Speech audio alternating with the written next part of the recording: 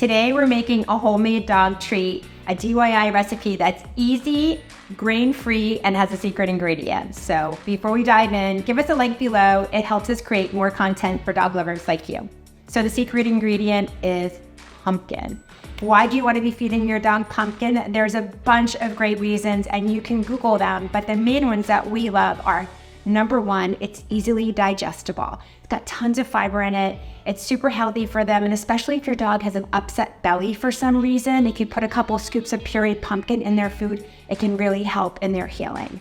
Number two, it's got great vitamins in it. Vitamin C, which is great for their immunity, and vitamin A, which is great for their eyes and for their coat. And if that means more shedding, I'm all for it.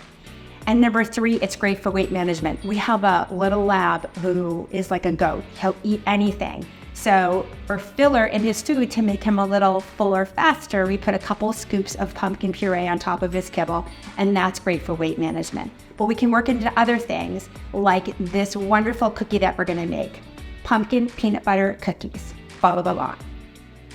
In a large bowl, you're gonna mix all of your wet ingredients first. 1/3 cup of pumpkin, 1/2 cup of all natural peanut butter, 1 beaten egg, and a tablespoon of honey. And I'm gonna make a link below where you can go and get the actual recipe and the directions for all of this.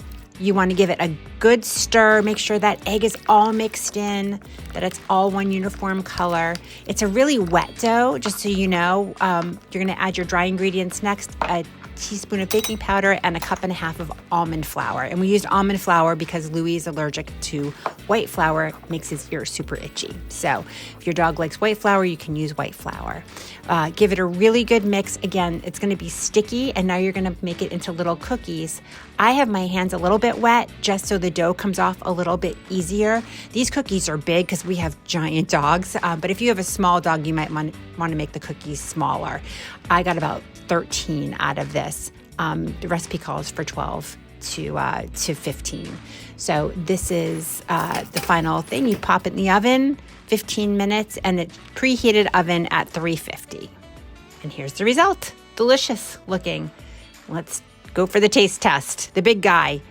Ooh, he's so finicky. And if he's eating these, then they have to be delicious. As you can see from the drool, he approves.